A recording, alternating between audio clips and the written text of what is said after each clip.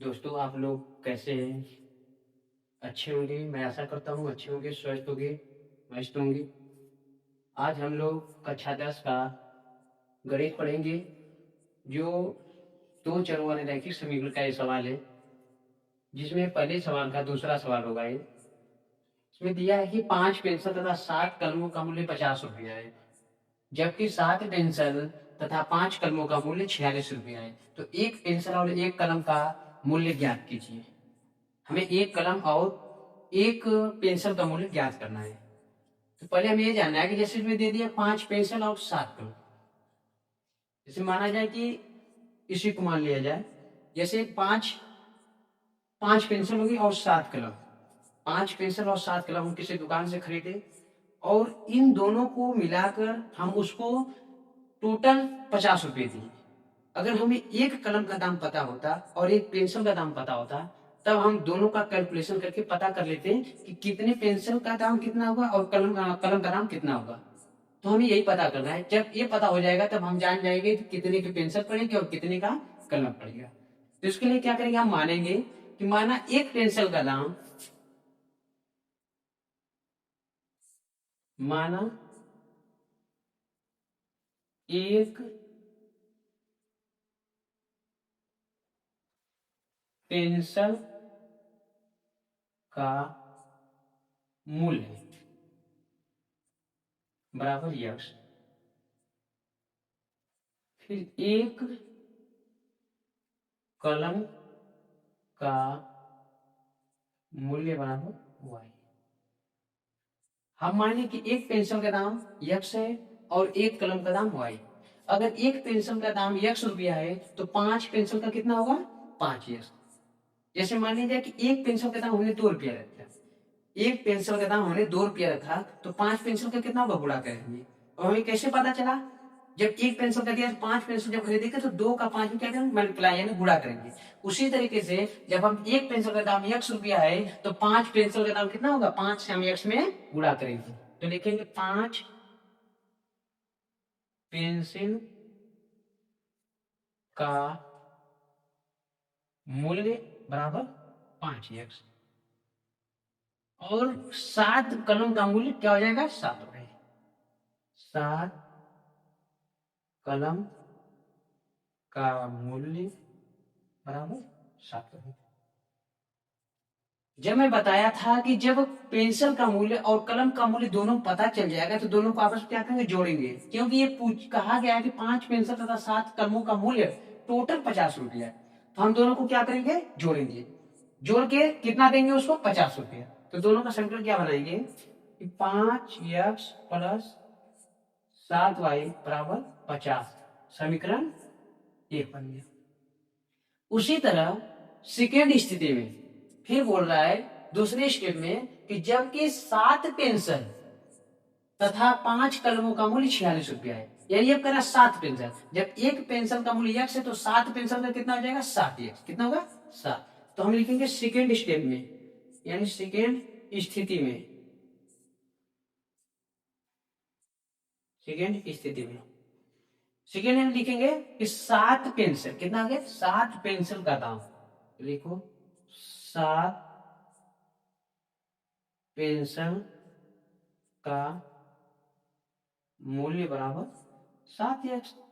फिर करा 5 कलम का दाम, जब एक कलम का दाम वाई तो 5 कलम का दाम 5 वाई हो जाएगा। 5 कलम का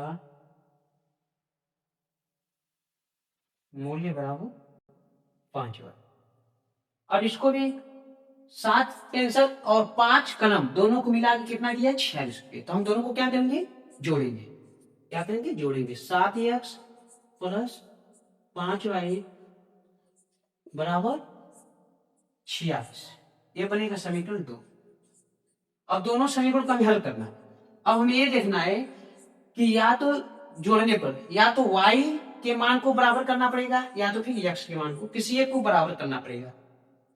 तो अब क्या करेंगे, इसमें क्या है, 5 है, इसका x का गुणांक 5 है, यहाँ भी x गुणांक 7 है। तो अगर हम इस संख्या से यानी 7 से समीकरण को गुणा करते हैं और 5 से समीकरण 2 में गुणा कर देंगे तो इसको गुणा करेंगे तो 7 5 35 बन जाएगा, और इसको 5 से करेंगे 5 7 यानी दोनों मान क्या होंगे, बराबर हो जाएंगे। तो हम क्या लिखेंगे, समीकरण 1 गुणे 7 लिख दें। समीकरण 1 है, यहाँ पे 5 है, यहाँ पे 7 है, इस 7 से इसमें गुणा करेंगे और इस 7 में 5 से गुणा करेंगे, यानी आपस में क्या करेंगे, गुणा करेंगे। तो लिखेंगे समीकरण 1 गुणे 7 तथा समीकरण 2 गुणे, ये समीकरण 2 है, इसमें हम इससे 5 से करेंगे तो लिखेंगे 5। तो जब गुणा करेंगे तो यहाँ पे देख लेते हैं क्या होगा। अब जहां समीकरण 7 से गुणा करो, यहाँ समीकरण 7 से गुणा, 7 5 35 एक्स,